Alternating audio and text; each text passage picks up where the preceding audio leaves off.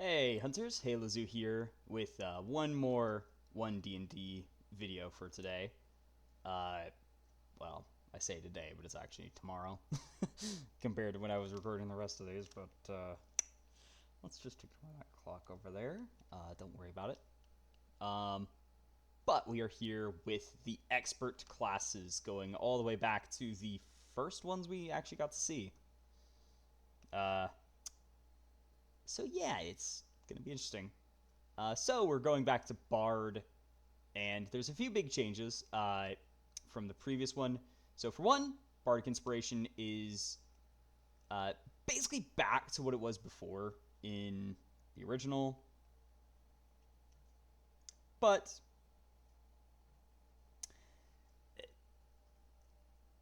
so there is a few changes. So for one, it is now in response to failing a D20 test when you roll the die. So you still give it to people again, but now when they fail a D20 roll, they can add that to the result. So yeah, definitely better. And creature has an hour, not 10 minutes to use it, which yeah, definitely a good buff. And the healing option, it's gone, which yeah, it's kind of a bit overpowered. And it did end up being kind of a band-aid thrown on a problem that we'll get to in a moment. But yeah. Spellcasting has some noteworthy changes. So for one, we're actually going to start with two. Spell preparation is no longer tied to spell slots, so you basically have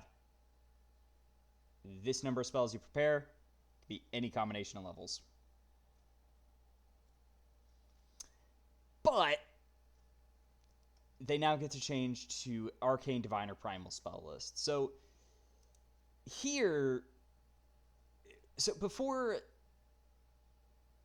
a big problem that they had was that they had the Arcane spell list, but could only choose Divination, Enchantment, Illusion, and Transmutation. Annoyingly, not Evocation. But yeah, it it has problems. Let's say, because this version, it's like they're using the Arcane list, but incredibly limited. And as I'd said previously, probably, I don't remember, it's been forever. It ends up being, with three spell lists, none of them truly fit Bard and what it had before. So, originally, they had Arcane, but limited. Now, they have Arcane, Divine, or Primal. So, you're stuck with one until later. So, I will point out, though, it is a nice Easter egg that they can use Primal, even though it's arguably probably the worst one to use, but because Divine's a better support caster, Arcane's a better offense and utility caster. Primal's neither. They have good like zone control, but it's still not great. And I think Primal could use a lot more spicing up in both their support and offense arsenal. But at the very least, with Bard, that is what they used in first edition because they went through.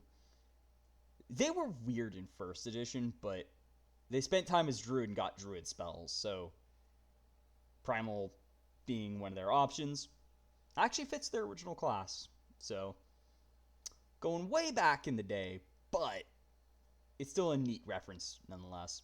Jack of all trades is back to the second level because it was wrong one. Yeah, I was at fifth level instead, which is pretty long time to wait for it. Bard subclass progression is now like 2014, which I don't think changes them too much. It's third, 6th, 14.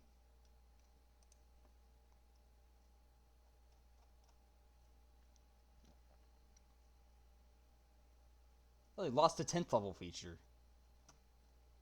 It'd be nice if they brought that back. Backwards compatibility, screw that. Make it better by default. Because that extra feature is nice to have, but... Font of Inspiration, return to 5th level. Wasn't it, like, way late? Yeah, it was at 7th. That was awful. I wish it was just part of it by default, but... Yeah. And it also has expend spell slots to use it. Inspiration. Which... Not bad, but... I'd rather use it for actual spells most of the time, but... It's there if you want it. Counter Charm returns and has been improved. So... It's 7th level, can be used as a reaction rather than an action. So I think they just didn't have it anymore. Because they got Songs of Restoration, which moved some stuff back and caused a lot of trouble because, yeah. Let's just say Bard has struggled from the start. Magical Secrets is 10th level again, and now affects spell choice in a very absurd way. Whereas a creation, new 20th level feature, so they basically get a new feature as a capstone, which is actually pretty cool. It definitely fits Bard in a unique way, in something that feels like it's just lacking overall, specifically because of spellcasting. Like, my honest opinion at this point is just go back to bards having their own spell list. Albeit, it is nice that Vicious Mockery is just a default thing. So, you always have Vicious Mockery available. Actually, looking at it, I just noticed they don't have Vicious Mockery by default. So, immediate critique is that Vicious Mockery should just be a default cantrip, because 2 cantrips is just way too small. Because the problem with bards originally was you always had to get Vicious Mockery. Just give Vicious Mockery default. It is more of a mage feature, but I wouldn't mind if bards got Vicious Mockery by default. Just because 2 cantrips just feels way too small. And especially if they're going to go back to their old ways of having their own spell list. It's just better that way, I think. Though I am glad they decided to walk back Dissonant Whispers being bard only. Mostly because I think it didn't fit bard flavor specifically. It didn't feel very bard specific. Whereas Vicious Mockery is obviously like, yeah, it's very bardy. But Dissonant Whispers, I prefer being available to all arcane casters. It's better that way in my opinion. But I would like if you just had Vicious Mockery default. Or, better yet, just 3 cantrips. But it is less of a problem now because you have the Arcane Diviner Primal list, so you just get their cantrips instead. And Divine list, Vicious Mockery is actually really good, but it does feel like this is supposed to be a spell you just have, not one that you still have to learn, and was a big problem with it before, is that you had to learn it, which meant it ate your cantrip known, similar to Warlocks and Eldritch Blast, except worse because you didn't have anything else. So it's not just that it was on Warlock, it's like, yeah, there's other options you have, technically. They're not necessarily worth it unless you're Pact of the Blade with Hexblade, but that's a whole different story. But Vicious Mockery here, it's like, yeah, that's your option because you don't have anything else that's ranged. It's horrible. Which, the spell list has changed, but I still think it would be better if they just said, Vicious Mockery's default, they have their own spell list again, boom. A lot of problems solved. And the big thing is it allows them to combine their utility from Arcane, support from Divine, stuff from before. So ultimately it's either they have their own spell list and they just don't care about spell lists at all. They just have their own. Or they instead say, okay, we're just going to add a psionic spell list and bards get it. I think that would also be good, where it's like, yeah, there's this list of support spells with a lot of mental spells. That's what psionic has. That's what bards use. So one of those two options would be great, but just bite the bullet, Wizards. It's not going to work with the spell list system, in my opinion, because it loses part of what made it unique. And I feel like it's just not worth stumbling around with the spellcasting. It needs to go back to what it was before with spellcasting in 2014. Also, please change back to actual prepared spells. I don't like this crappy, oh, you prepare spells, but it still actually just works exactly the same like learned spells. That was easily one of my favorite things about the spellcasting here was that, yeah, you can re-prepare spells like a wizard or cleric or druid. That would be really nice to keep, because that also was another thing that happened with Bard was you have this awesome, and I mean awesome, arsenal of utility spells that you may not always want them, but it's nice to have that arsenal of utility spells.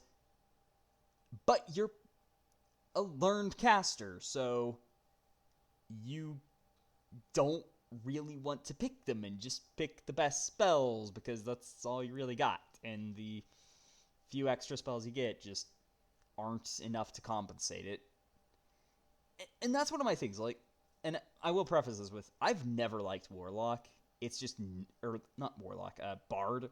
It's just a class that's not for me. Its niche is pretty much the opposite of my interests, but I do appreciate it for what it is and the unique skill set it brings to the table, where it is one of the ultimate support and utility casters in the game.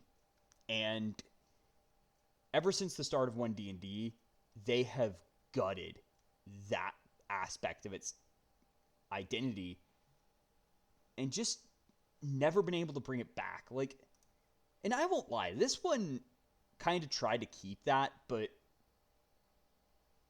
Songs of Restoration wasn't enough. Like, I get 5 support spells compared to the myriad of others. Like, if it was 2 at least, it would be like, yeah, you get a few more, like Revivify and Mass Cure Wounds, probably. Or Cure Wounds. Prayer of Healing, I guess. Not sure about 8th level, but I don't remember what healing spell was at 8th level, but just get more, or maybe even have 3 or something, I don't know. But just have more added, because that list just wasn't enough to compensate, but this still doesn't work. Expertise is expertise still. It is what it is. Jack of all trades, same as it was. Add half your proficient bonus back to 2nd level. Bard subclass got kind of nerfed because you don't have the 10th level feature anymore, which was nice. Font of Inspiration. Easily one of my least favorite features, because it was, yeah, instead of a long rest for Bardic Inspiration, it's now a short rest. Whoop-de-doo. I would have liked this to start with. But at the very least, it now also says, oh yeah, you can also expend spell slots to do it. Not that you'd really care to, but you can. Counter Charm. If you or a creature in 30 feet of you fails the same throw against a Charm or Frightened effect, use your reaction to have the save re-rolled with advantage. Yeah, that's pretty powerful now. And it didn't show up in expert classes, which, I mean, I can understand it getting removed. It was pretty bad before, but this actually makes it where, yeah, this is actually useful because you can react to it, and it's like, yeah, you reactively fight against the Charm or Frighten. I would like to have the reactive Bardic Inspiration back, because that was nice, because if a D20 check failed, you could reactively give them a boost when you needed it, rather than, oh, I give you inspiration. Oh, wait, I need to give inspiration to someone else. Dang it. 9th level, extra expertise. Yeah, it's fine. Magical secrets. You just have all the spell lists now. Yeah. Another problem that I've never fully understood is that bards can do everything. Why the hell did you do this, wizards? That's like the opposite of fixing the problem. And also kind of insulting because, like, okay, so now at 10th level, I have literally every spell available to me. Yeah, that's not overpowered at all. A, that's not overpowered at all. And B, I would have liked to have access to my old arsenal from the start of the game. Not have to wait till 10th level and then get an even more overpowered arsenal than ever before. Yeah, I feel like that, it should be something else. Yeah, I think it's better to go back to the old magical secrets where it's like, except maybe with one spell per. Or maybe make it where, like, you get 5 spells, but it's a 1st, 2nd, 3rd, 4th, and 5th level spell. That might work as well. Subclass feature at 14th. Spirit Inspiration at 18th. When you roll initiative with no Bardic Inspiration left, you get 2 extra, which is nice. It works. 20th level, Words of Creation. You always have Power Word, Heal, and Kill prepared. And when you cast either spell, target a second creature in 10 feet of the first target. This has some oomph to it. That's for certain. Yeah, you just casually get 2 9th level spells, and they now multi-target. Oh, heck yeah. Got some power words for you here.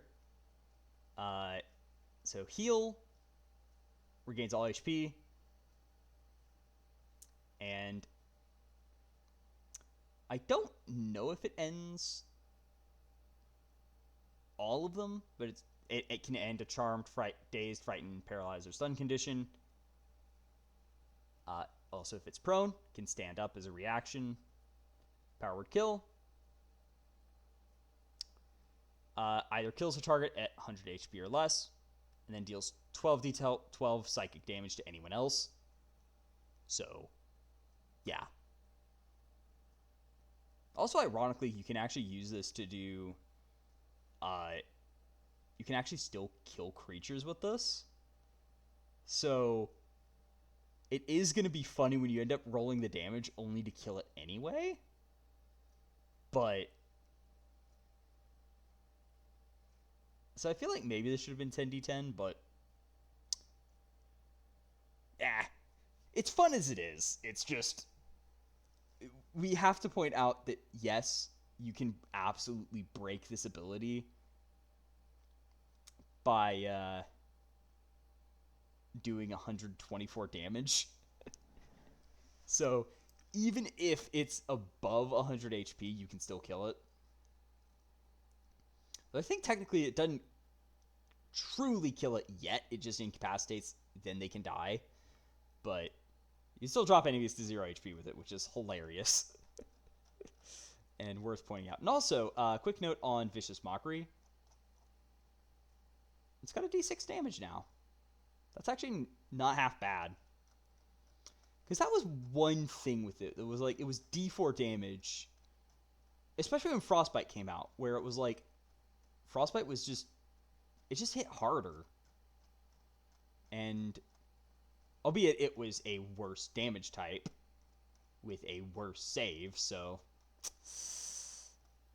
yeah, that does kind of make it where it actually was, if anything, less powerful, because it had a worse saving throw and a worse damage type. So the wisdom with D4 with psychic was actually technically better. So College of Lore is what we're going to go for first for the subclasses, because it's the one here. So bonus proficiencies, it's now any 3 instead of Arcana, History, and Nature. If you already have one, you get a different one. To be fair, I actually don't mind either. It's like, because both are actually kind of the same. It's kind of a net zero where you still got 3 skills. It's just you specifically get Arcana, History, Nature, which your College of Lore, you should have those 3. But this one, it's like, yeah, you get any 3, so you can have a bunch more proficiencies. So you can have 6 proficiencies that aren't those if you wanted, but yeah. I do like the idea that it was specifically like you have these 3.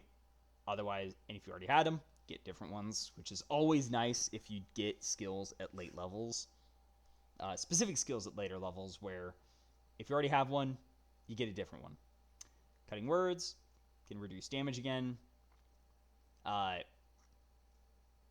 With the reason behind the change just being, yeah, you can't heal anymore, so with Bardic Inspiration, so now you can reduce the damage.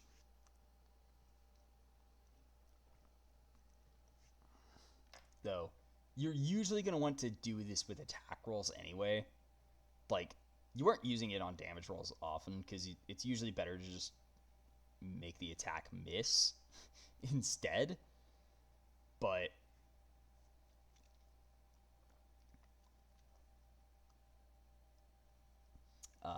magical discoveries at 6th level. It's additional magic seeds. It's returned. Replace one of the chosen spells each time. So you just get 2 extra spells. And you can get any 2 spells. They don't have to be different levels, which is odd, but you can replace them with bard levels. I'm not a big fan of this returning. The Imperial skill now benefits both ability checks and attack rolls. So it's just any D20 check. Or it's like ability checks and attack rolls. Fail. Use Bardic Inspiration. So you do get the reactive one, but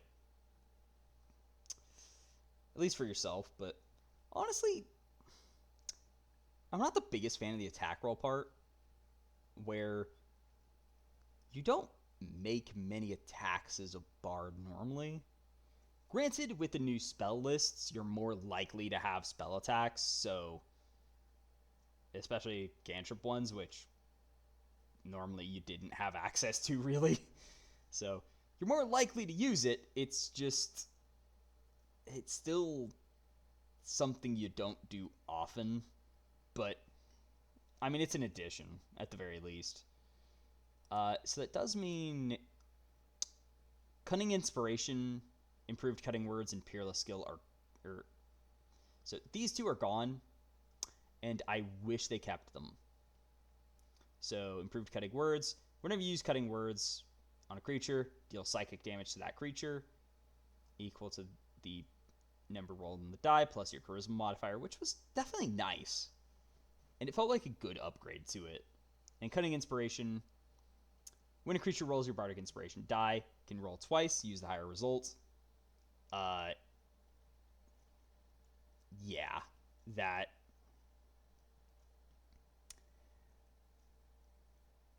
I can see why that got cut, but because it does end up being somewhat similar to, honestly, my least favorite Bard college, which is the, what's it called? It was the Theros one. And I'm blanking on the name, but I just do not like that one because it's just Bard, but more Bard. That also it has an alt use for Bardic Inspiration, but then also has an upgrade to normal Bardic Inspiration, which makes 0 sense. And Cutting Inspiration is kind of that as well, where I find it weird to have both alt uses and a normal use, and then also upgrade the alt use and have another alt use. It's like, yeah, it's kind of a mess, but I do wish they had the improved cutting words at 10th. That would have been nice. Or just any feature at 10th, because this one, College of Valor as well, it's like, yeah, you don't get much out of these. And it would be nice if you did get more. So, on to the elephant in the room, College Dance. So, let me begin with, I actually like this subclass. It's a cool concept. I just question why they're making it in the first place now. So,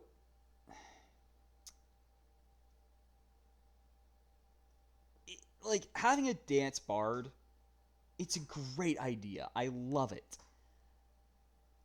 I just think we need to give more attention to what exists already. Like, this should be replaced by College of Whispers or College of Swords. Preferably College of Whispers, because that one, it originally had some parallels to College of Glamour, which is actually here, and I am glad it is. And Whispers also doesn't have the same problems like Swords with Valor, where you have two that kind of both care about using weapons a lot, so it's kind of awkward to have them together.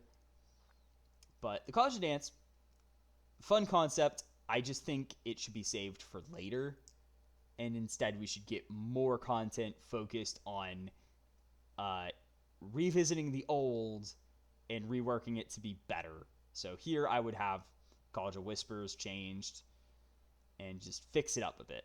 But let's look at what College Dance actually has. Dazzling footwork. First off, let's just get this out of the room. This is just monk. You're just a monk, but not a monk. And you have charisma for your unarmored defense. And when you use Bardic Inspiration, part of an action, bonus action, reaction, make an unarmed strike as part of that action, bonus action or reaction. And use Dexterity instead of Strength for attack rolls with unarmed strikes. When you deal damage with an unarmed strike, you can deal bludgeoning damage equal to a roll of your Bardic Inspiration plus your Dexterity modifier. Roll down to expend the die. Yeah, you're pretty much just a monk with slightly different progression at that point. It's kind of weird. I like the concept where, like, you're more agile and you don't want to be weighed down by anything, and you're, like, good at making complex moves that also allow you to have this unarmed theme, especially with kicks and stuff. But it's cool in concept, but it's also like, this is just monk, except it actually progresses better than a monk in some ways. So then inspiring movement at 3rd. When enemy, you can see, ends within 5 feet of an ally and 60 feet of you, you can use a reaction and expend a Bardic Inspiration to move up to half your speed.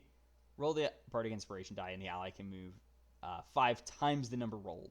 And neither movement provokes opportunity attacks. So you get to move, and your ally gets to move. So you can kind of reposition both of you.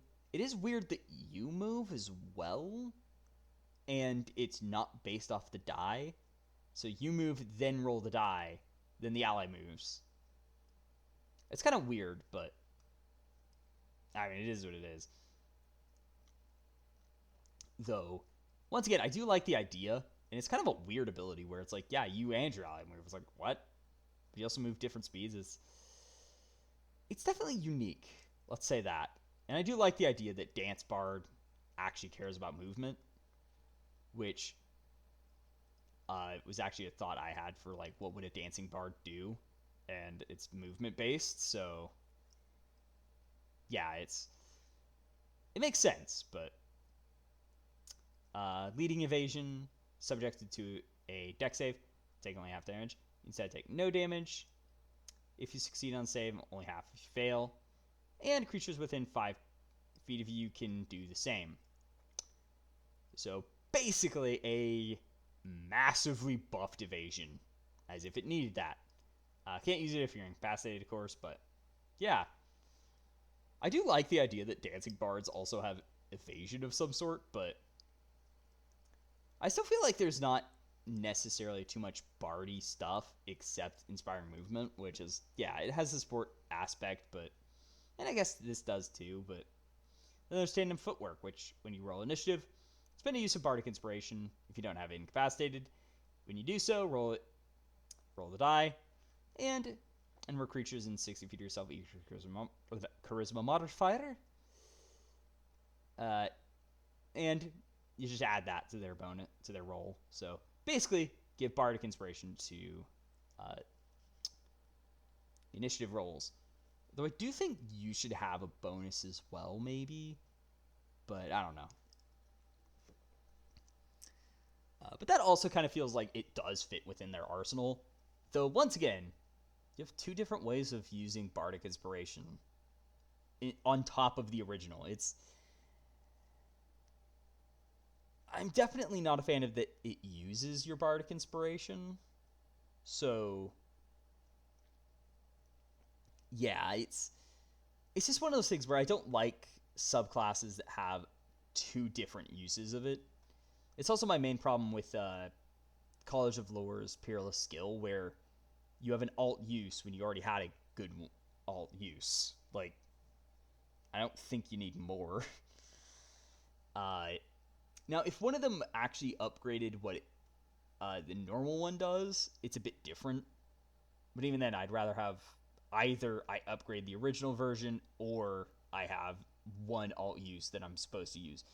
Having multiple, it's a cool tactical decision, theoretically in this case, but I still feel like I'd prefer keeping it more limited, but then having more stuff to do.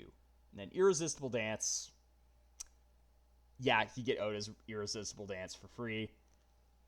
And you cast it without expending a spell slot once per day. You can also use Bardic Inspiration to cast it, so yeah, that one. I don't think it's necessarily the best, but I love it anyway because you just make enemies start dancing around as a dance bard. Like, of course you do that. So, I mean, I do feel like it needs some iteration, but with the exception of Irresistible Dance, that one is perfect. It's like, I don't know if it's that good, but it's too good thematically to change. I mean, maybe they could have it as a 10th level thing, assuming Irresistible Dance is actually that low of a spell, but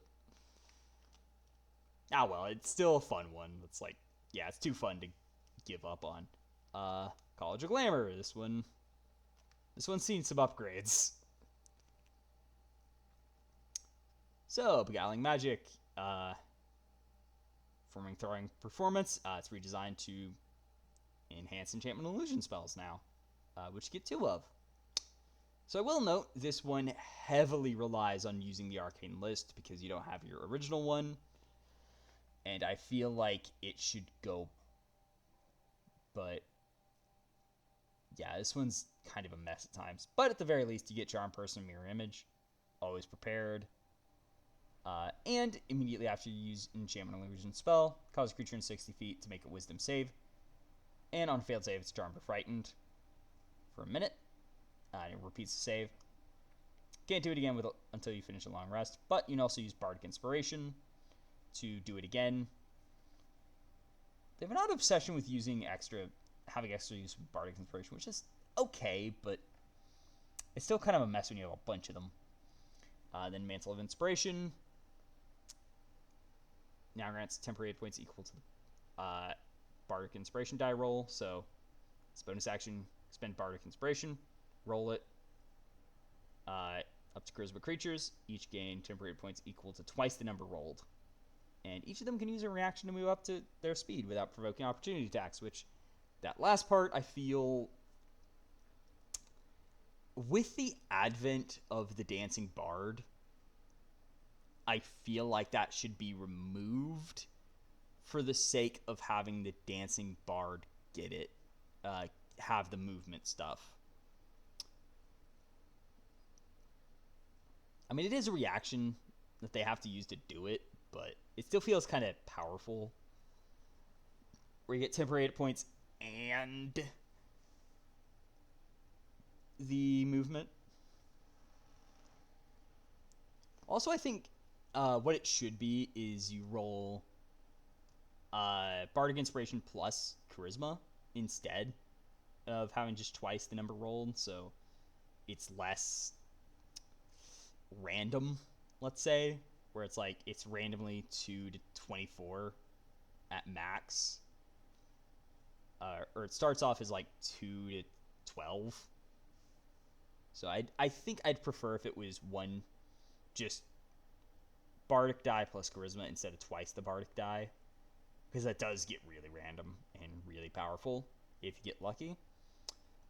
Mantle of Majesty now is a bit different, so you always have command, and you can use spell slots to get it again. So basically, as bonus action, you can cast command without a spell slot. Take an unearthed occurrence for a minute until the concentration ends, and during the time, you can cast command as a bonus action. And then any creature charmed by you automatically fails a save throw against it. Then you can use it once per long rest and restore it with a 3rd level or higher spell slot. This feels a bit crazy. At the very least, it's command, but getting an at-will 1st level spell for a temporary time, it's at 6th level even, it's just kind of crazy at times. But it's command, so it is kind of limited because of how command works, which is okay. 14th level, Unbreakable Majesty.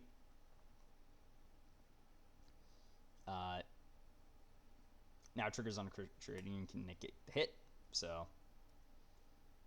basically it's a bonus action. Assume presence for 1 minute until you're incapacitated.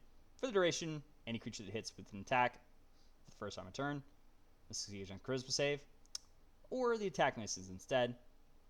Once you do it, you can't do it until short or long rest, which is a bit overpowered in my opinion, because it basically is a massively powerful protection spell or ability where you can just say, yeah, I can't,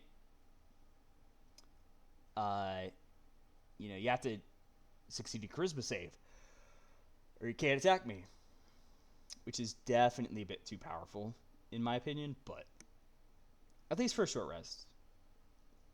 I don't know. Maybe long rest, use 5th level spell slots to regain it.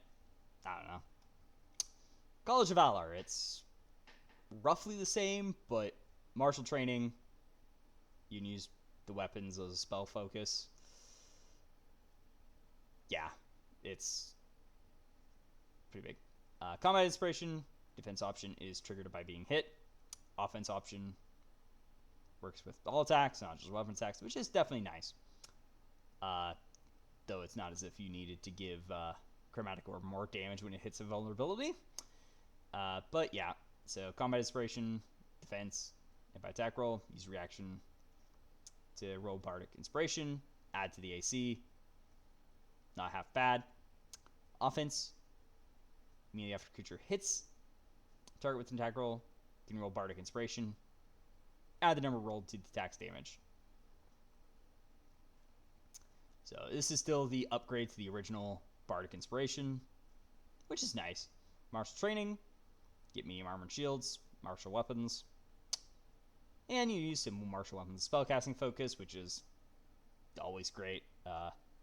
Swords is probably going to get it too, but in 6th level you get extra attack. It's extra attack. 14th is battle magic, so I will also say though, I kind of wish this had cantrip integration, but battle magic, cast spell as an action, make an attack with a weapon as a bonus action. Simple enough. So yeah, it's Valor still feels a bit underwhelming in my opinion. Maybe charisma's for attack rolls with all the martial weapons. Maybe give them a weapon mastery as well. Because thinking about it, it is odd they don't have weapon mastery. But I don't know. I don't know what they're planning with swords, but this one definitely feels a bit lackluster. So I think having a weapon mastery with martial training would be nice. Like, even if it's just one, it's like, yeah, it's a weapon mastery.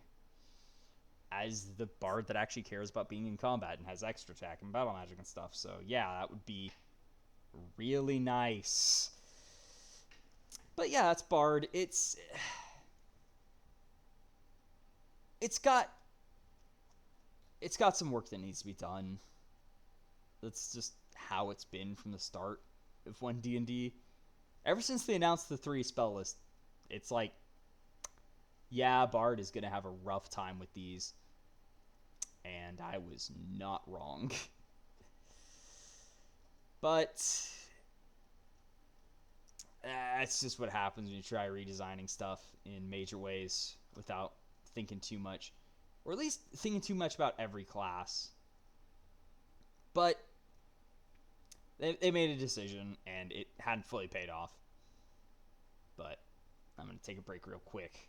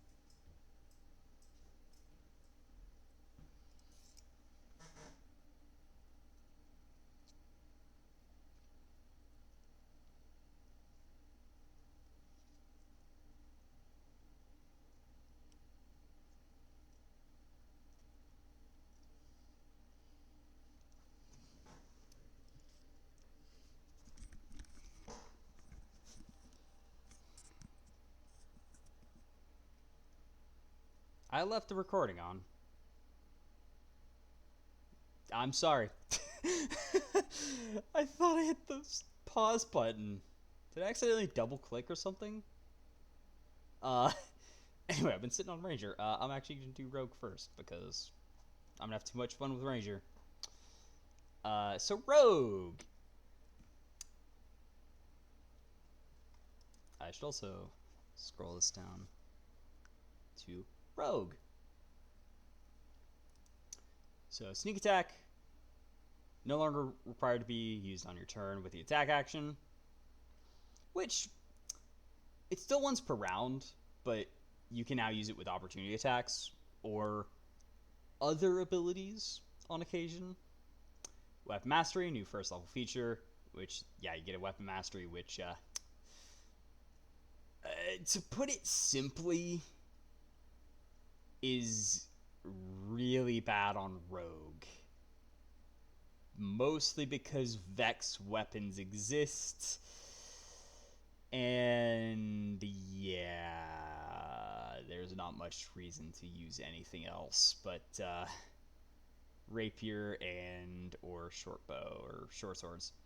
So yeah, short swords and the short bow are just also the hand crossbow, but yeah, those and the pistol as well. But those weapons are all way too powerful right now because of Vex.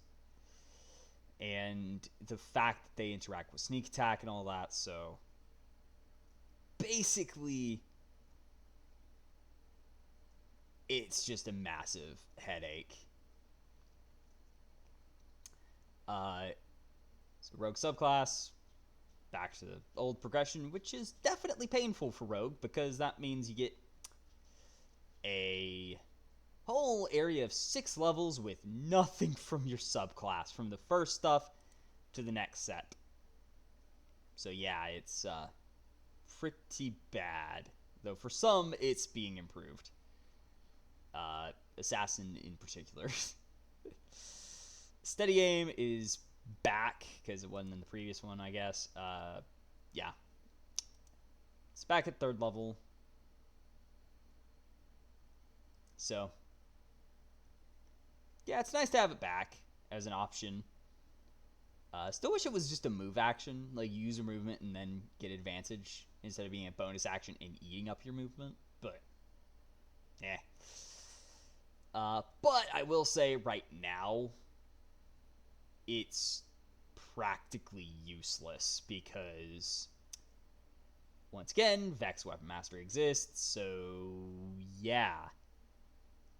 You hit once and, well, probably never have to worry about advantage again because you just have it the whole time. Unless you're unlucky, but I mean, it's not as bad as Fighter having access to them, but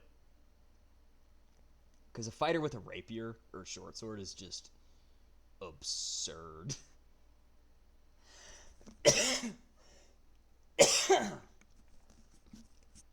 Or a scimitar once they get the ability to swap. You can also get it with heavy crossbow or musket, but TLDR, it's stupid what you're able to do with them. Cutting Strikes, new 5th level feature. Expertise has returned to 6th level, which I think... Oh, they got it 1 level later. Evasion returned to 7th level. Reliable Talent is now at 7th level. Subtle Strikes removed because Steady Aim came back. I don't remember what that did, though. What was it? It was... you have advantage on attacks against creatures in 5 feet and an ally. So basically just an improvement on the base feature, which was neat, but Steady Aim exists now again, so yeah. Improved Cutting Strike, new 11th level feature. Devious Strikes, new 14th level feature, which builds on Cutting Strike. Elusive returned to 18th level. Stroke of Luck is back at 20th level. So the last two, because of Epic Boon change. So Expertise is Expertise. Sneak Attack is Sneak Attack. Weapon Mastery, you get 2 Weapon Masteries. I like how they put daggers, even though you're obviously picking short swords. Or the rapier, but short swords are better, because you get the extra attack immediately. Cutting Action. Bonus action, dash, disengage, or hide. Rogue subclass, which Swashbuckler's here, which is kind of weird, because let me preface it with, I think Swashbuckler is arguably the best one in Xanathar's. Because Scout, of course, is also okay. I think it's a bit worse than Swashbuckler, because Swashbuckler is actually cool and interesting conceptually. Scout it feels a bit weird, where it's like you just can't get pinned down. And then Inquisitive was good until Tasha's and Steady Aim happened, in which case it dropped hard. Because its main draw was you could pick a target and then have your sneak attack up at all time against it. But Steady Aim makes it where you can do that anyway. So yeah, it just really got hit hard by that, where yeah, it's just worse now. But then there's the elephant in the room, the infamous subclass everyone should know of, that is so bad mechanically. Mastermind.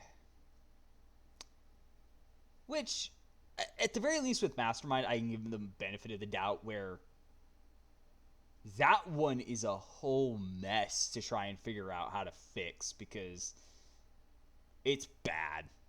Just bad. But Steady Aim, it's Steady Aim still. Bonus action, speed is 0 if you haven't moved, and get advantage on the next attack roll. Cutting Strike at 5th level. So, whenever you would deal sneak attack damage, you can reduce the damage by a certain amount based on the option chosen to get an additional effect with your sneak attack. So, this is definitely a cool concept, though one of these does kind of feel like it needs a slight modification. And if it has a saving throw, it's based on your dexterity modifier, which is welcome. So you got disarm, succeed a dex save, or drop an item it's holding. Trip, if it's large or smaller, you can knock it prone. Or withdraw to just move half your speed without provoking opportunity attacks after the attack. So then there's poison. Probably it's the best and worst one, because it's a con save or the target is poisoned for 1 minute, and it can repeat the save, of course, but it doesn't do poison damage. And while normally I'm pretty harsh on poison damage, I do feel like this one should be, yeah, you do poison damage with the sneak attack, because you're poisoning them, so it's now poison damage. Like, why not? Like, you're not gonna poison something that has poison immunity, because they always have poisoned immunity, so yeah, it's just it's one of those things that I think it would be fine to have poison damage here, because it matches what you're doing, so you're poisoning them. Like, I would like to deal poison damage, please. Just for a flavorful thing of, yeah, you're trying to apply poison condition, you deal poison damage with sneak attack. So that one is my one problem with it. Like, I want that to do poison damage.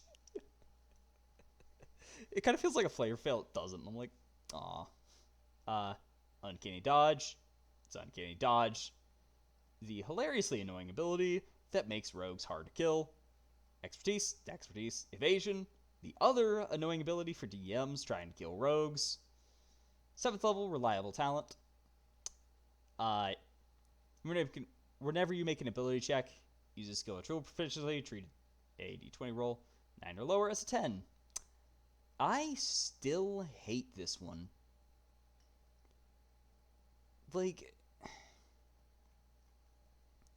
I just feel like this should be lowered to a minimum of, have the minimum be 6, even, where it's like, because if you have your expertise, that's twice your proficiency modifier, which by that level will be a +3, and it's gonna be soon when you get the +4.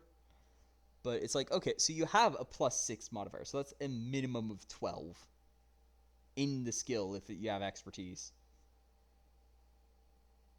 Because right now it's a minimum of 13 or 16 if you have expertise plus modifier. Like 10 I feel is just a bit too high for it. So I think this should be lowered to a 6th floor, and all abilities like it should be that way, where no, it's not incredibly overpowered. It's just, it's good, but not overpowered. It saves you from certain failure, but you're still going to get a decent roll. You're not going to get anything great. Subclass feature 9th, which I feel is way too late, but oh well. And then you get the next one at 13th, which definitely feels a bit fast, where it's like, wait, 6 levels? Oh wait, like 4 levels later I get one. And another 4 levels. Oh, I get another one. Yeah, it's just, it is what it is, but Improved Cunning Strike. You get 2 Cunning Strikes instead of 1, which is nice, actually. Though I think many of them, though you do spend damage dice separately, so then there's Devious Strikes at 14th.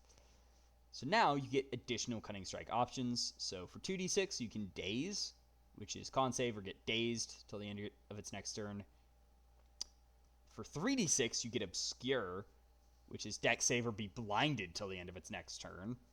And then Knockout, which is con save or become unconscious for 1 minute or till it takes damage. And you repeat the save at the end of each turn. So yeah, that one, hefty price, but you pretty much just knock someone out of the fight temporarily, which is really good. Slippery Mind, gain proficiency, wisdom, charisma saves. It's a worse version of what monks get, which, I mean, monks need more power anyway, so it's not bad, but yeah, you get charisma and wisdom saves. Pretty powerful. I do kind of wish it had alternatives if you already had those for some reason. In addition to Dex and Int. Then Elusive at 18th. No attack roll can have an advantage against you unless you're incapacitated. Not that enemies get advantage too much. I feel like it's easier to get them as players than enemies, but it's one of those things that it's great when you have it, but it's not always good.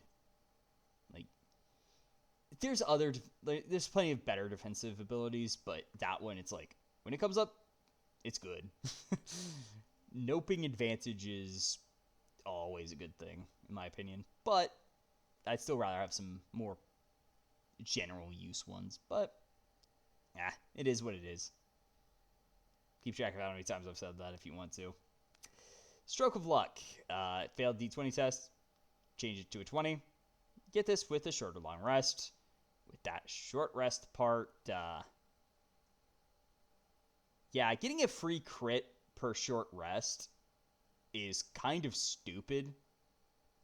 But, I mean, it is a 20th level feature, so why not? But I do think maybe dex times per day would be better. But it is what it is. Rogue. Let's go over to Thief to start off with, because that's the one here.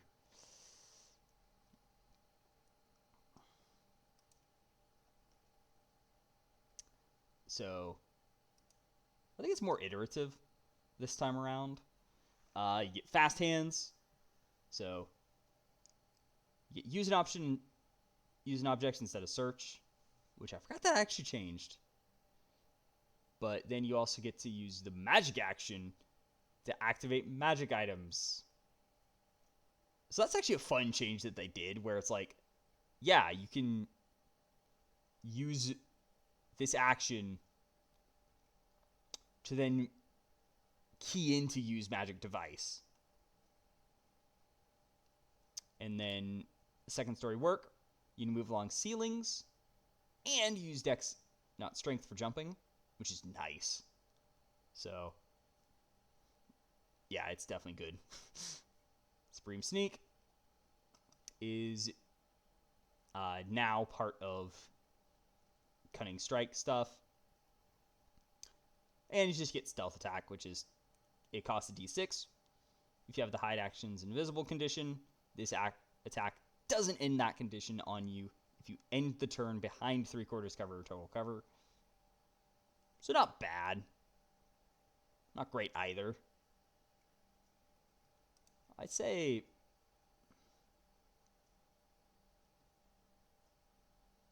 yeah, it's definitely a more balanced ability this time around, rather than just having advantage on all stealth checks, which, yeah, that's maybe a bit too powerful. Especially when you have expertise. It's like, yeah, no. Use magic device, unchanged, but the 4 item attunements, and then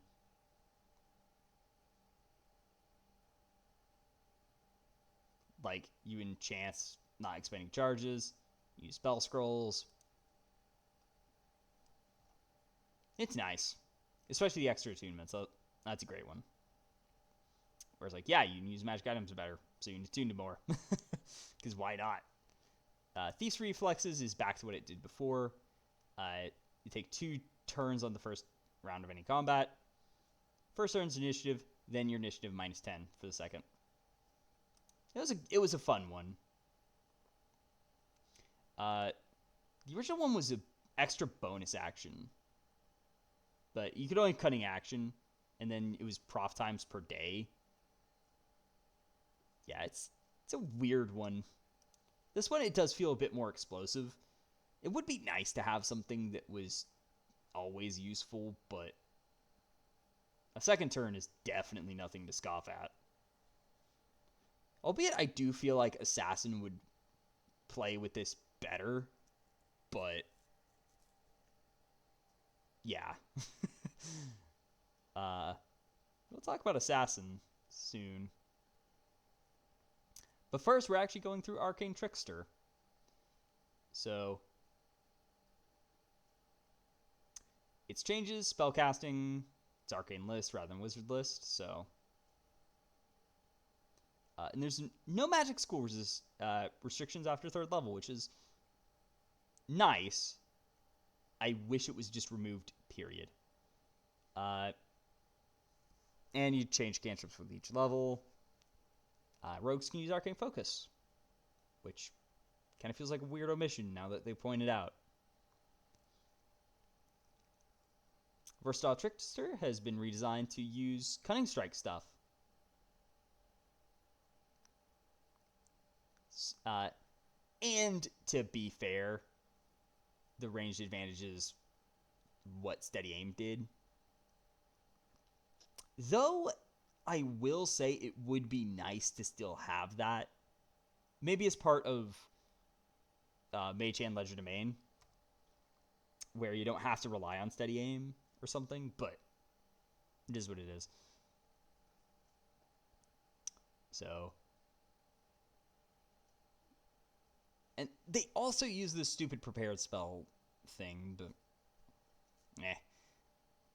Mage Hand Ledger Domain, still invisible Mage Hands. Control is bonus action, though. And can use Thieves' Tools and make sleight of hand checks for you. So, the Mage Hand shenanigans of old.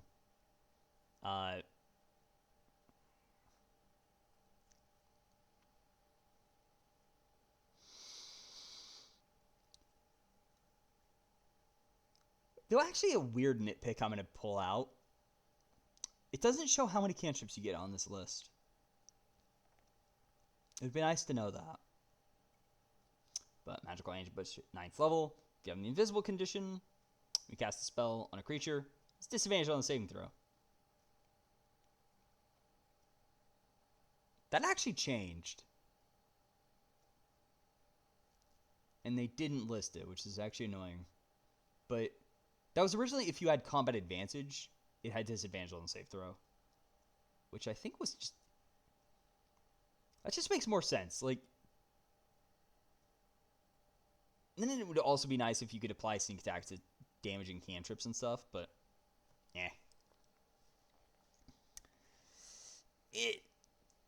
Yeah, like, the invisible stuff is fine, because that's the main way of getting advantage if you're not relying on allies and stuff, but... Ultimately, this is fine. It's just, I kind of wish it was still... If you have advantage on a target, it has disadvantage on saves against your spells. Versatile Trickster. When you use Disarm or Trip from Cunning Strike, you can actually do that through your hand rather than the weapon attack. So, basically, if you have your mage hand on someone 30 feet away from you, but you hit someone next to you with sneak attack, and then you disarm or trip, you can actually disarm or trip the guy 30 feet away from you through your mage hand rather than the guy you're actually hitting with the sneak attack, which it's weird but cool. Then Spell Thief at 17th level. I don't think got changed at all, which is kind of weird. So once per day, you can steal someone's spell after it tries to cast it on you. It's definitely a fun one and a fun nod to a superfluous class from 3.5, but it's a cool idea, and it's a cool feature. It's just, it is what it is. Assassin. So, bonus proficiency, it's the same as before. But, actually I just noticed they don't have Poisoner Kit proficiency, but Poison actually needs Poisoner Kit. So, it's kind of awkward you don't have that by default. Of course you can get it by then, easily enough. But, still. Oh yeah, also I'd like to point out, where is it? 10th level, ability score improvement. Please remove this, wizards. Not a fan of extra ability score improvements. But back to Assassin. Would be nice to have default Poisoner Kit access if you want it. Maybe give them like an option of an extra tool that's kind of roguish. But then Assassin gets the Disguise Kit and Poisoner Kit free. But a big update. Assassinate. Advantage on initiative rolls. And target doesn't have to be surprised for surprising strikes. It's just if they haven't acted yet, you have advantage on them, and you have advantage on initiative rolls, which is awesome. You don't have to spend the feat to get massive initiative bonuses just to get more out of that feature. Which, it's definitely welcome. Also, another slight note right now, Assassin's Buddy got nerfed. At least his Assassin's Buddy. So Gloomstalker Ranger is reworked to not be so good with Assassin. So it's better overall, but its utility with Assassin's been nerfed, which I welcome, to be honest. It's one of those combos, they work a bit too good together, if I'm being honest, so having that changed is also welcome, but here, Assassin gets initiative advantage on its own. Then we get Infiltration Expertise at 9th, which is just, it also has Imposter, so yeah, everything those had, wound up together, awesome. Still annoying that it eats up your 9th level, but it is what it is. 13th level, Envenom Weapons. When you use Poison, target also takes 2d6 poison damage whenever it fails a save, and ignores resistance to poison damage. Okay, let's just point out how useless that is. Because resistance to poison is so rare compared to immunity. So it would be nice if that also said it treats immunity like resistance normally is. But for what it is, it's still fun. Like, and it still makes a lot of sense. Like, yeah, you can poison people to death now. Death Strike. Target doesn't have to be surprised. And it's just a sneak attack thing. So whenever you sneak attack, first round of combat, con save,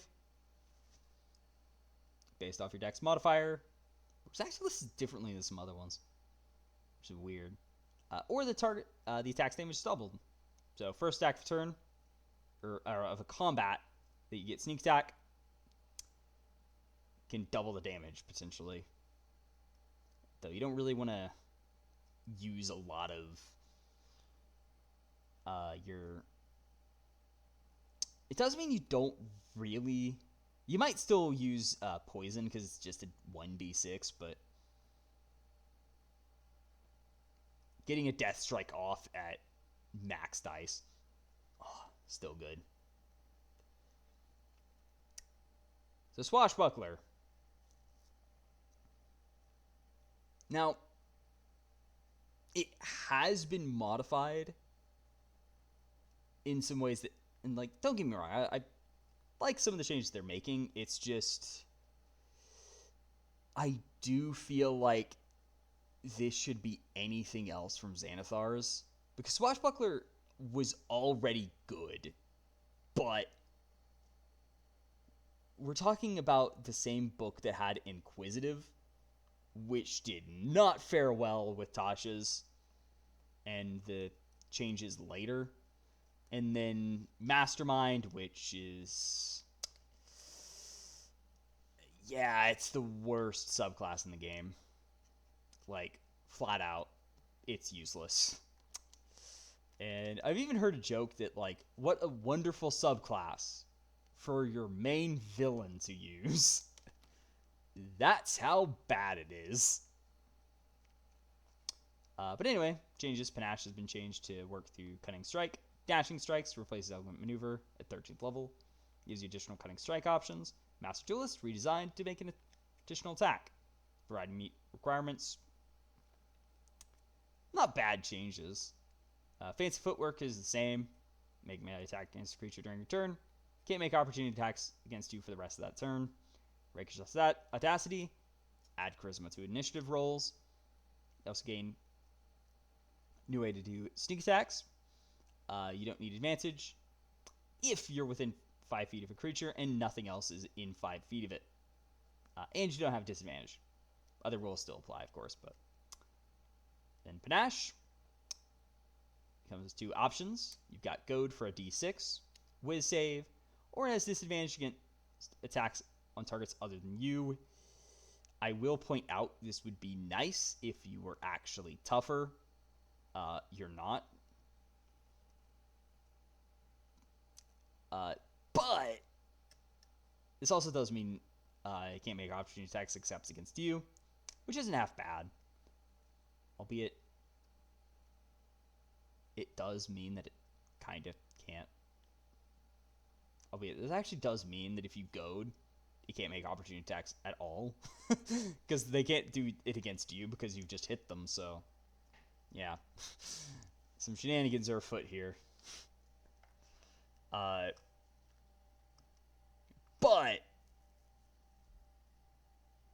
I would prefer if you were tougher as a swashbuckler, maybe, to go along with goad.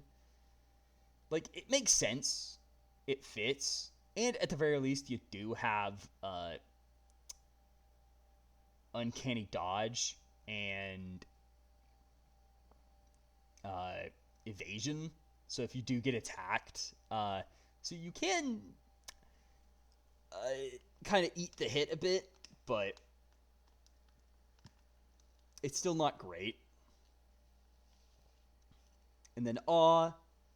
Each creature in 30 feet of you must succeed a Wiz save or have the Charmed condition till the end of your next turn. So that's kind of a weird one, but especially because it's like you've just sneak attacked somebody and probably did some decent damage too.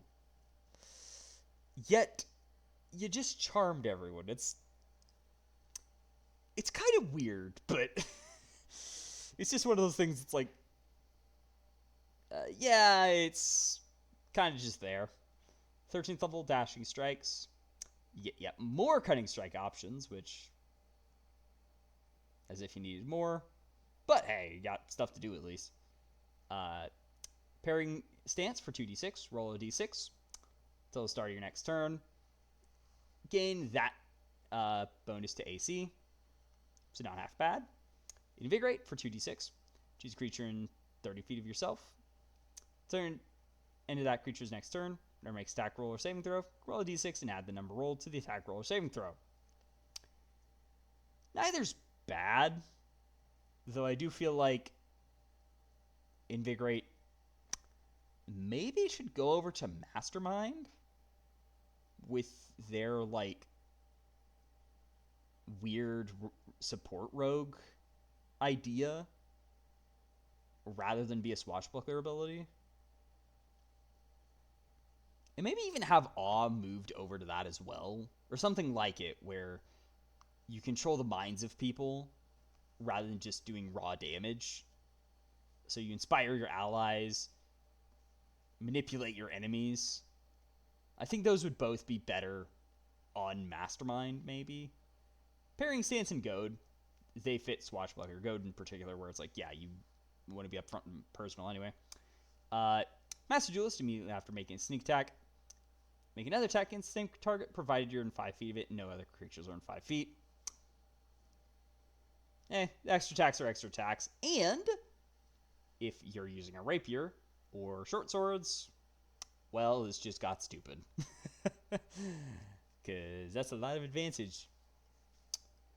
But yeah, Rogue is... It's definitely getting there. It's in a pretty good space. Not the biggest fan of how Cunning Strikes works, but then again, I'm kind of... It is still kind of weird that, like, yeah, you're sacrificing damage dice for effects, which is kind of weird to judge at times.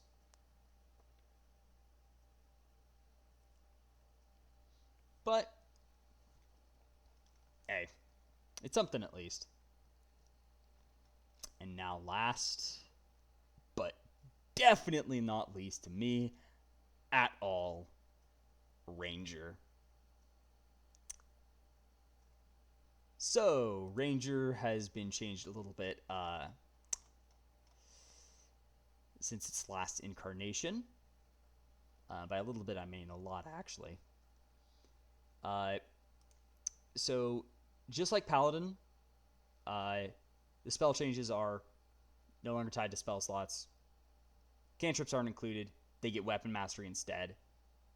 And you can only change one spell per long rest.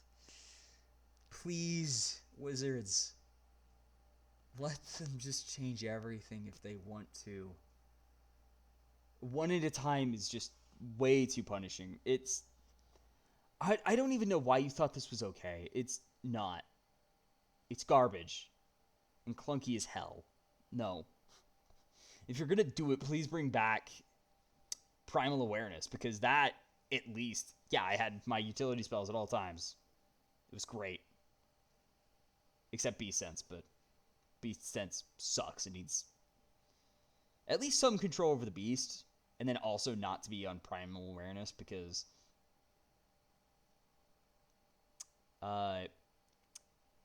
locate plants and animals was just better. It fit better. It was more useful. Or at least more likely to actually ever get used at all.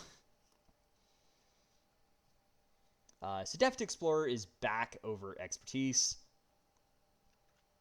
Includes one Expertise choice, along with Terrain Oriented option. And it improves at 9th level. I don't think there's any language stuff on Ranger anymore, which is...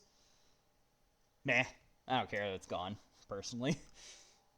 Like, languages are kind of the thing that, like, no one really cares about. Like, Maybe bards and wizards could have more, but it just doesn't end up playing a big role.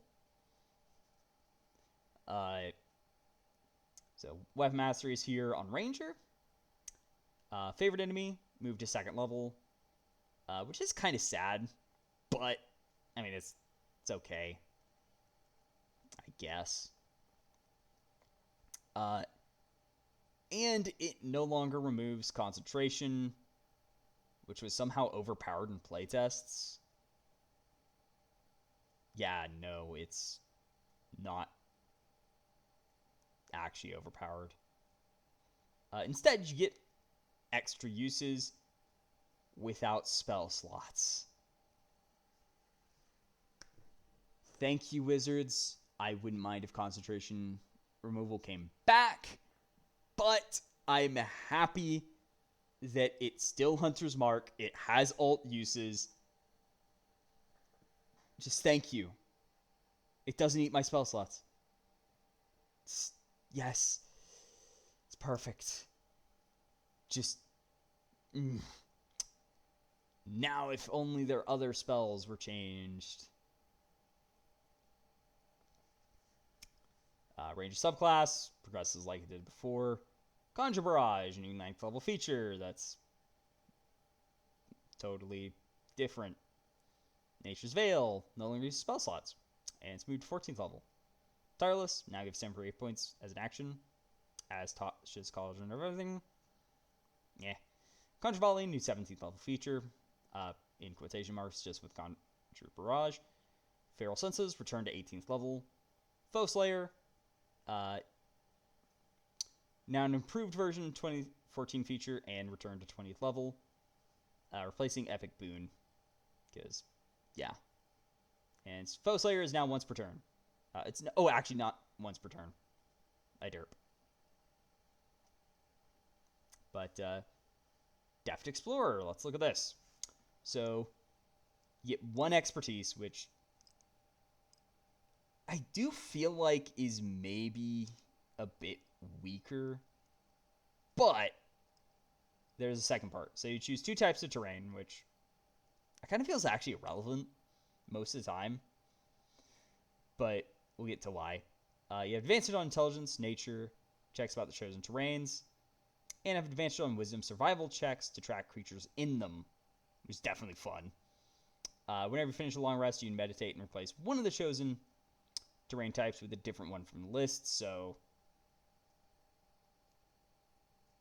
honestly, I feel like you could just have it be 1 because you're changing with a long rest, so you're not really going to experience a lot of different terrains. Yeah, it just ends up being a weird one where having 2 doesn't really feel like it should matter at all. Like, most likely, I mean, sometimes you might have it where you go, like, forest to grassland, mountain to underdark, or arctic to coast, or something like that. But I don't know. With the like, most of the time you're in 1 terrain anyway, so it's like you don't really need to worry about having 2. It's just kind of redundant, in my opinion.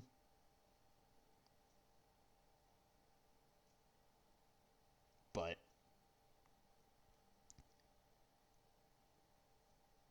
it's just one of those things of, yeah,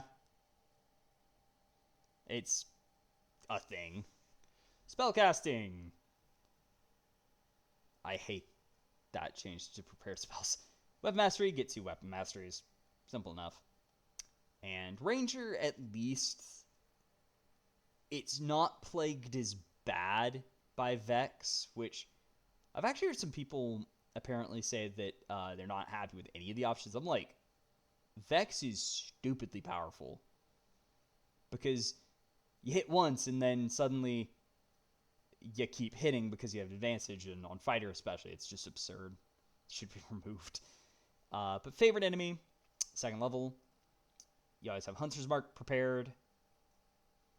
cast it whiz times per day without expending a spell slot. Yes. Just yes. Yes, yes, yes, yes. I'm so glad to see this. It's almost perfect in gameplay.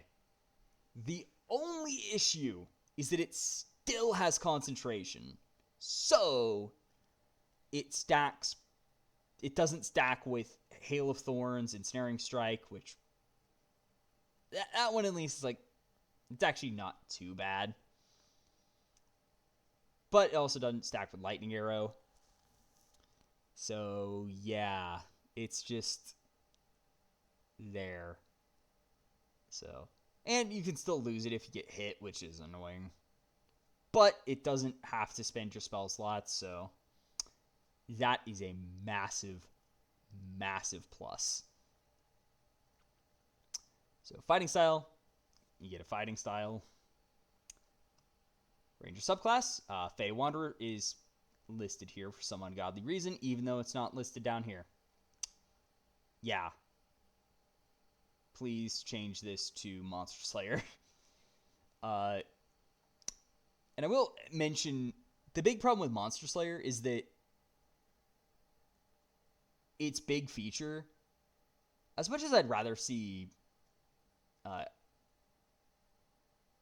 Horizon Walker get modified a bit as well, and I think I might even say I take Horizon Stalker or Horizon Walker over Gloomstalker, but Monster Slayer needs an update because ever since Tasha's, its features kind of been redundant, where they mark a creature to do extra damage against, where they don't really need that anymore with Hunter's Mark baseline.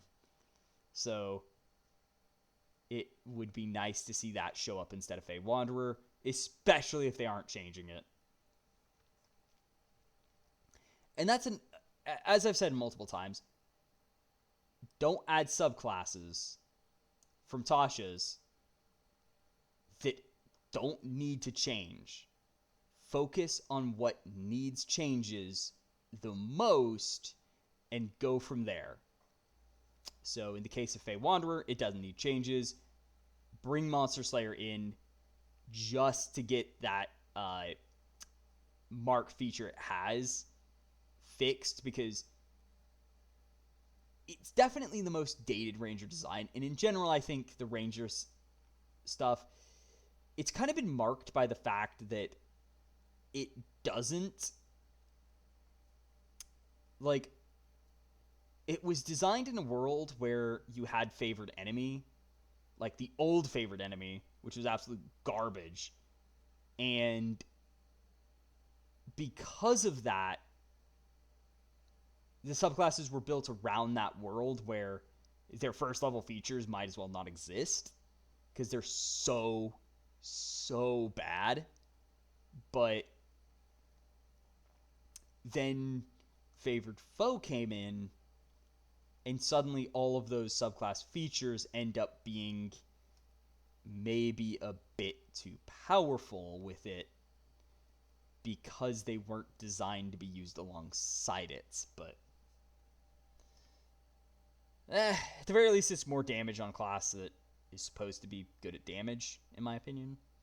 5th level, extra attack. It's extra attack. 6th level, roving. Still around. Plus 10 movement speed. You have climb, sprint speed. Simple enough. Conjure Barrage. You now have Conjure Barrage always prepared. Not bad. I still wish my other spells got buffed, but at the very least, this doesn't take my spells known anymore, or prepared, because you're prepared, actually. 9th level, Depth Explorer improvement. You get an additional expertise, and you choose 2 more terrain types, which doesn't matter because you can just change to whatever is relevant with a long rest. So yeah, that latter part just feels superfluous at this point. I'd honestly rather just have 3 expertises Like, you get 2 extra expertises at 9th level instead of just 1. So, I just feel like the terrain side is cool. I like it, and I think it's fine. I just have to point out, I don't think you need so many. You could just have 1 and be fine. You don't need more. Like, especially if you're changing it with a long rest, it's just, yeah, I don't need to have 2 even, much less 4. Like, yeah, it's just weird. Tireless. Whenever you take a short rest, decrease exhaustion by 1. As an action, you can get temporary points equal to 1d8 plus whiz. Do it whiz times per day. Not bad. Not my favorite, but it is nice, especially for melee rangers. It's something that's there. Nature's Veil. Whiz times per day. Thank goodness for whiz times per day coming back. Use bonus action, turn invisible till the end of your next turn. Definitely nice, especially because it's not eating spell slots, which I think the previous one did.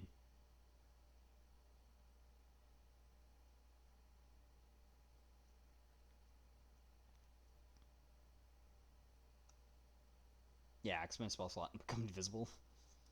Not fun. Especially when Hunter's Mark was also eating spell slots. Conjure Volley at 17th level.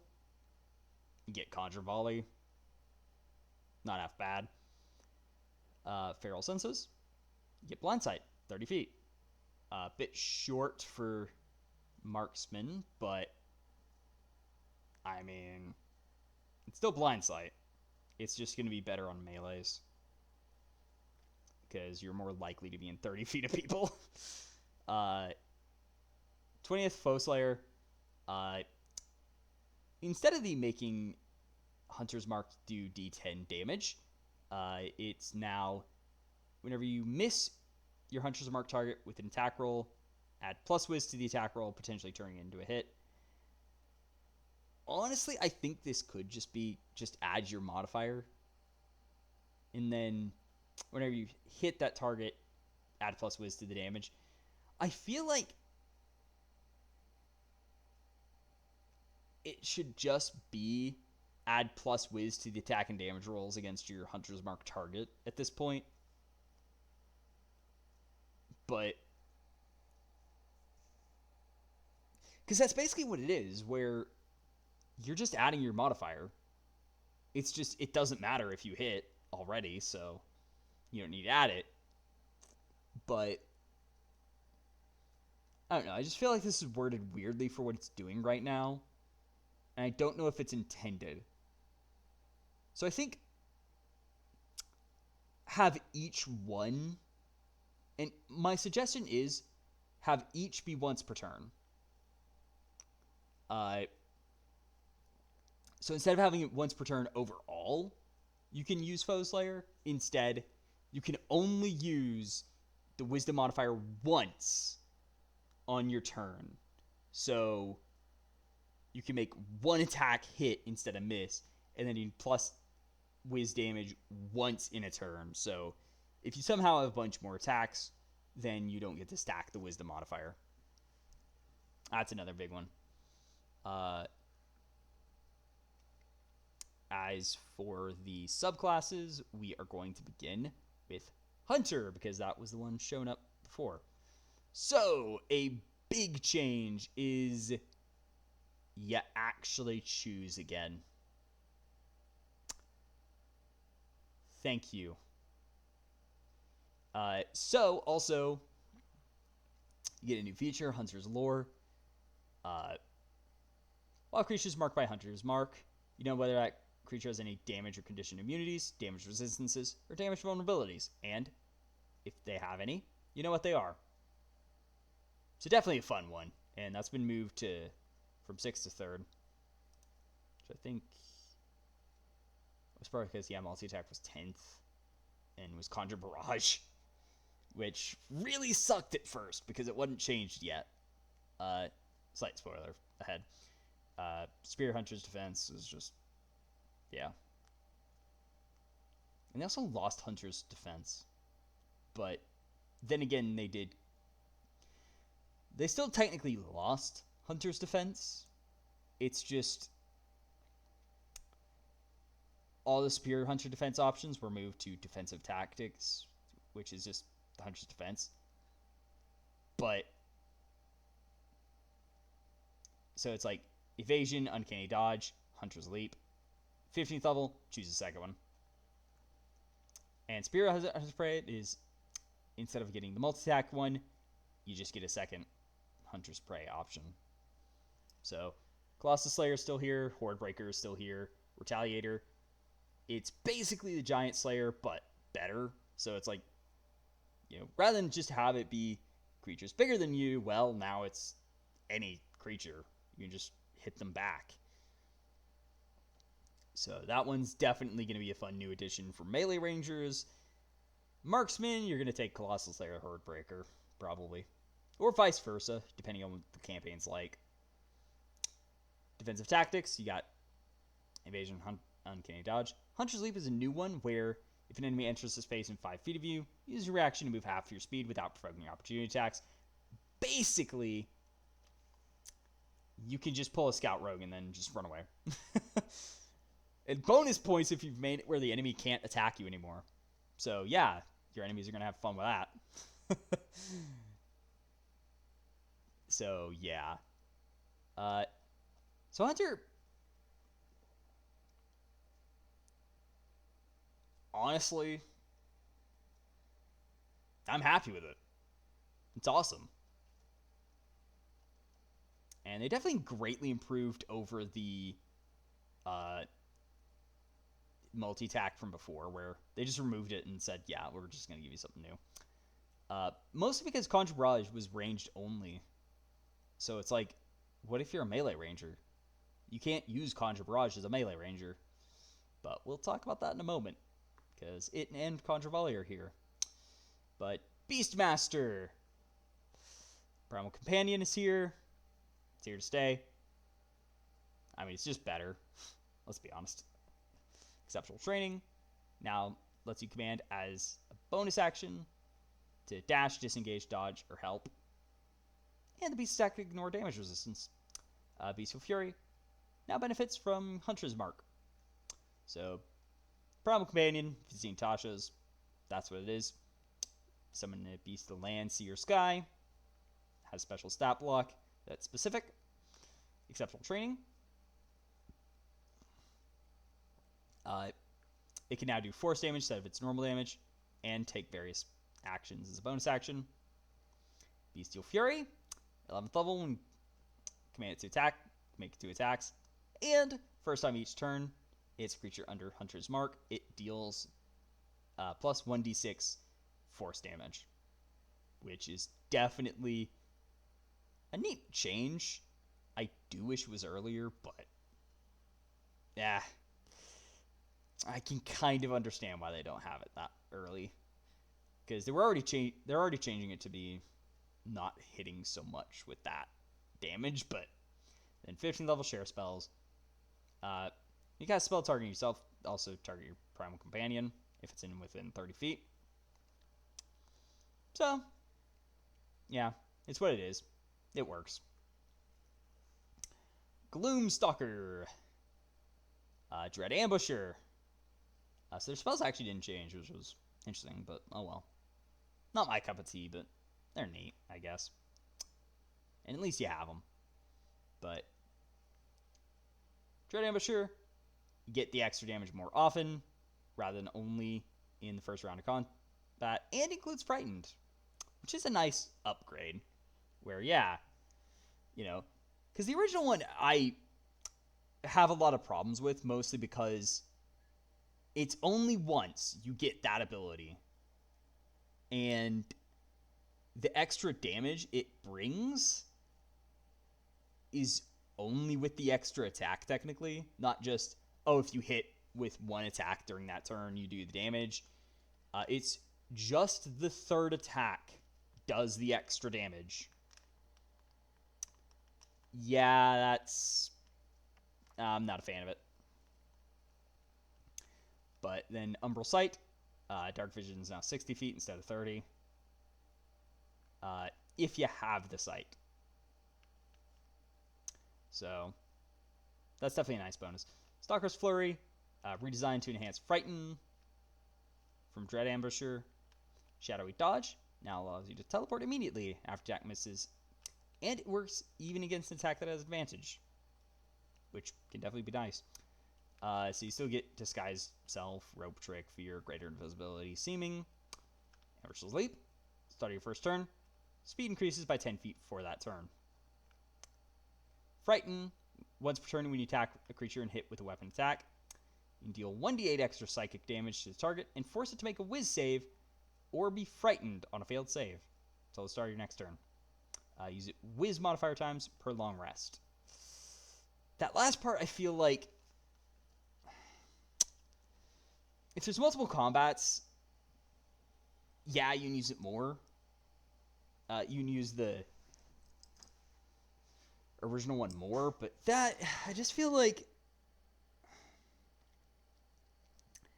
I'd rather have it be I get the psychic damage and then I can choose whether to frighten whiz times per day.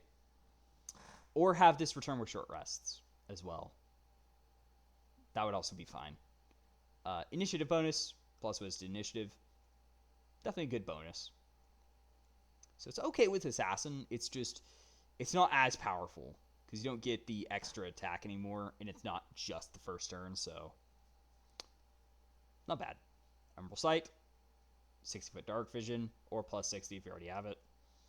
Adapted evading creatures rely on it. When in darkness, you have invisible to any creature that relies on Dark Vision to see you in darkness. Because why not? You live in the shadows. Iron Mind at 7th.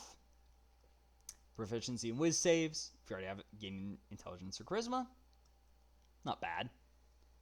Still weird that they got it, but oh well. Stalker's Flurry. Whenever you use the Frighten effect, you get an additional effect. Sudden Strike, make another attack against the same creature, or against a different creature in 5 feet of the original. Or Mass Fear, each creature in 10 feet of the target must make a whiz save, or be frightened as well. Then Shadowy Dodge. When a creature makes an attack roll against you, you can use your reaction to pose disadvantage on the roll. If the attack then misses, you can teleport up to 30 feet to an unoccupied space you can see. So, definitely some nice changes here. Not sure I like the limited use Frighten. Specifically if it's also with the extra damage.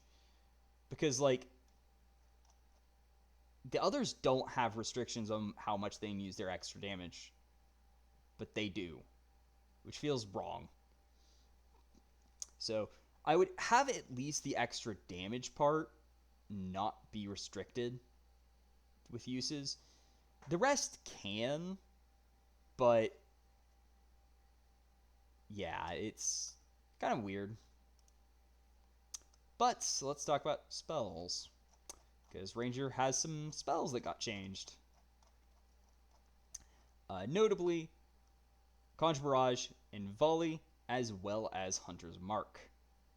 Sadly, we aren't getting the Hail of Thorns, Ensnaring Strike, and Lightning Arrow change just yet, but I'm hoping that comes next time because they need updates bad. So, Conjure Barrage and Volley, put simply, you can now work. They now work with melee weapons, and Barrage was upgraded to 5d8 damage, and it's got at higher levels as well. I believe they're Ranger exclusive now, which is fair. Or yeah, they are Ranger exclusive. So yeah, it makes sense as to why they are. They don't really belong with Druid as much. But it's also nice to have them work with ranged weapons or with melee, because, yeah, they that was a big complaint I had with Hunter before, was you got Conjure Barrage for free, but that only works with ranged weapons, so yeah, I don't really care. And the 5d8 damage is definitely nice, because it's like, yeah, it's actually worth casting, because it actually does some good damage now. Conjure Volley is 8d8, so it's still heftier, but doesn't hit as many enemies sometimes. It actually has 40-foot radius, 20-foot high. So, yeah, they can destroy battlefields. In Hunter's Mark,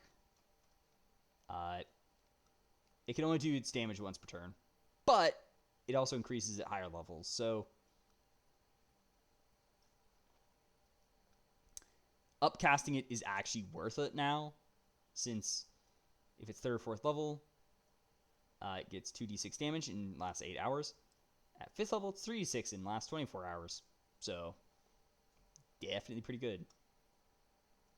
And also, its damage is now Force, specifically. Not bad, but still weird. But you also have advantage on Wisdom to find it. So, yeah.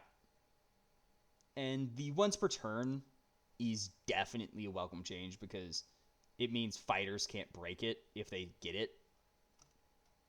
So, that is welcome. It's also why I changed it in 5.5 to do that. It's one of those things where sometimes you got to be careful with letting classes do stuff multiple times per turn, because sometimes you can absolutely break stuff with it. But anyway, with Ranger, yeah, we just need the other spells changed to be having parity with Smites, where it's a bonus action when you hit with the ranged with a weapon or unarmed strike. So any weapon, an unarmed strike, by the way. The maybe Hail of Thorns be ranged only. Same with Lightning Arrow. But then also give them some melee ones. But just having that functionality would be awesome. So Hunter's Mark is usable with them. That's the main thing. And that's really my only problem with this version of the Ranger, is I don't have that yet. If they worked like the Smite spells, it would be perfect and come together.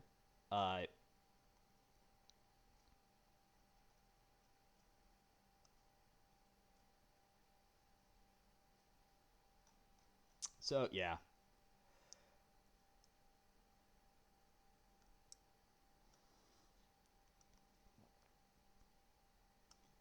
But anyway, this has been our One D&D preview for expert classes. So hopefully you enjoyed this. And without further ado, I'll see y'all next time. Halo Zoo out. And somehow